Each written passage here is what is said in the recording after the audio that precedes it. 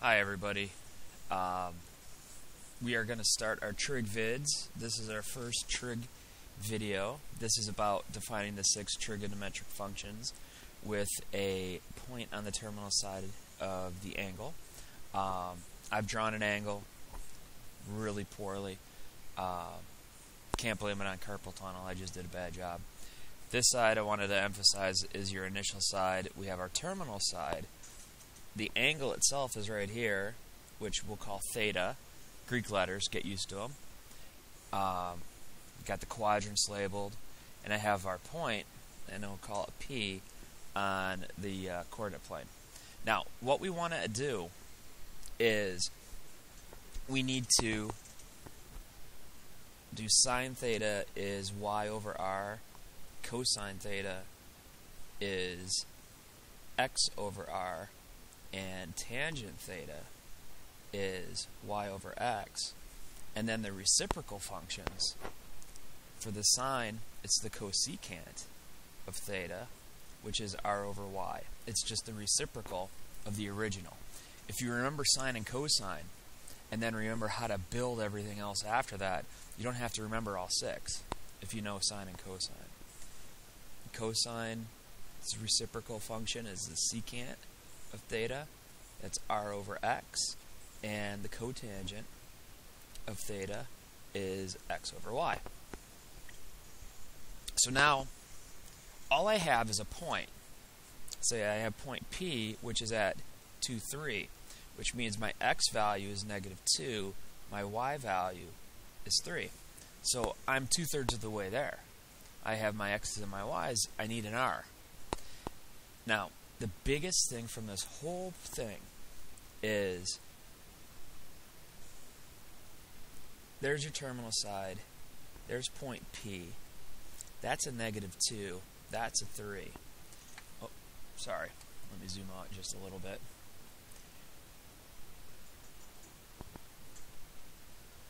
And that's a right triangle.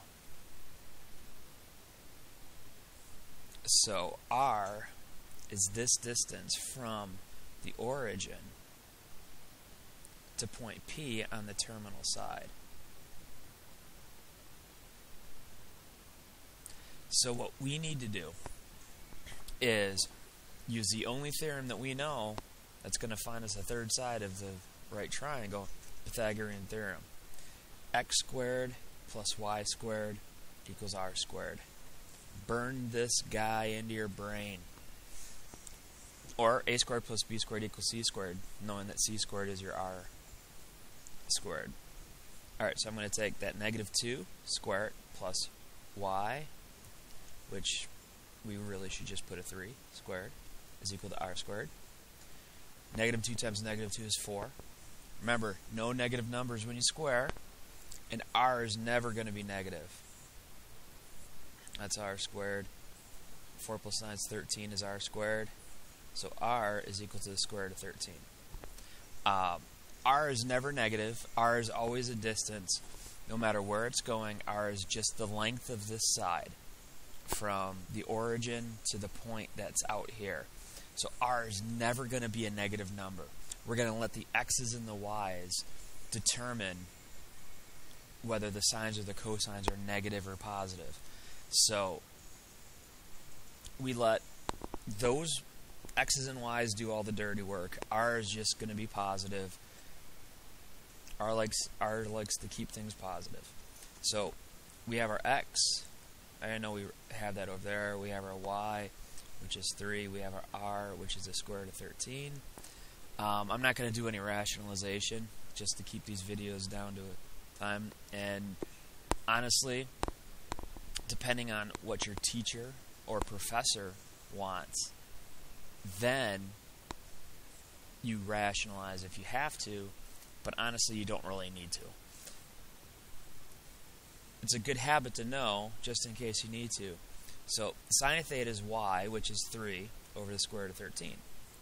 Cosine theta is your x value, which is -2 over the square root of 13. Your tangent of theta is 3 over -2, or you could write -3 over 2, or you could write negative 3 halves. Doesn't matter. But we really don't like negatives in the denominator, so just kind of put it out front.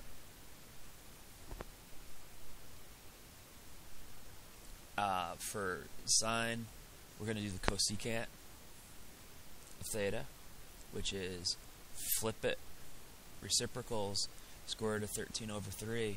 That's why I don't like to do rationalization, because it makes just the reciprocal that much more complicated, because you're going to have to rationalize again, and it's just a pain. So it's math that you don't really have to do, because square root of 3 over the square root of 13 is the right answer. The other one, we just make it pretty, or I think that's prettier than the answer you'd get. Mathematically prettier, anyway. The secant is going to take this, flip it upside down, and we'll just kind of put that negative sign out front.